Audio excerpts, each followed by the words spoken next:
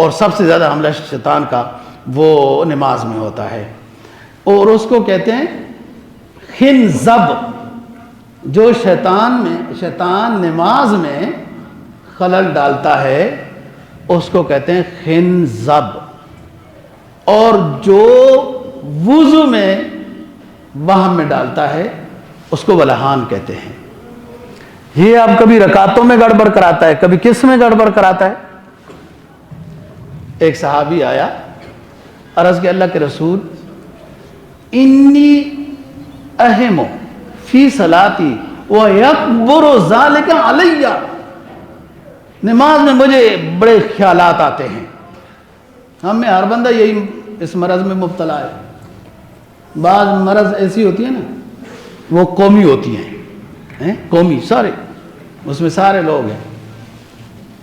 مجھے نماز میں بہت برے خیالات آتے ہیں، وہ یکبر ذالک علی، وہ بڑھتے ہی جا رہے ہیں وہ خیالات۔ آپ نے فرمایا امضِ صلاتک، نماز جاری رکھا کرو، فَإِنَّهُ لَن يَذْهَبَ عَنْكَ وَلَكَ حَتَّى تَنْصَرِفَ وَأَنْتَ تَقُولُ فَأَتْمَمْتُ صَلَاتِي۔ اس کی طرف توجہ مت کرو، نماز جاری رکھو، اس وقت تک شیطان تمہارے سے دور نہیں ہوگا جب تک تم اعتماد کے ساتھ یہ نہ کہو جاؤ ہماری نماز مکمل ہو چکی ہے۔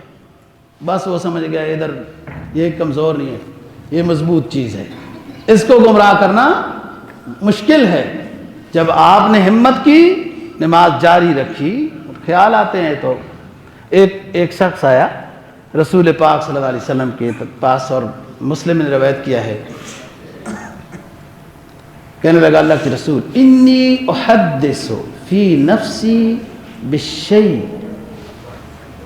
لأن اکون حمامتا احب الی من ان اتکلم به۔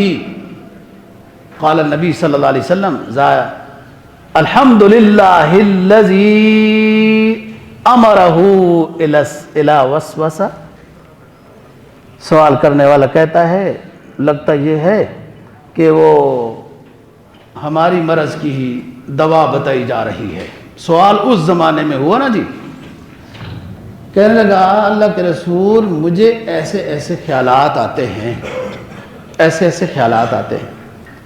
میں آگ میں جل جانا برداشت کر لوں گا لیکن منہ پر ان خیالوں کو لانا برداشت نہیں کر سکتا۔ آپ نے فرمایا تعریف ہے اس ذات کی جس نے تیرے نظام کو وسوسے تک ہی رکھا ہے۔ مطلب وسوسے کے آگے عمل تو نہیں کیا نا، وسوسہ آیا دور کیا، تو یہ بھی اللہ کا شکر ادا کر کہ برا وسوسہ ہی آیا ہے، برا کام تو نہیں کیا۔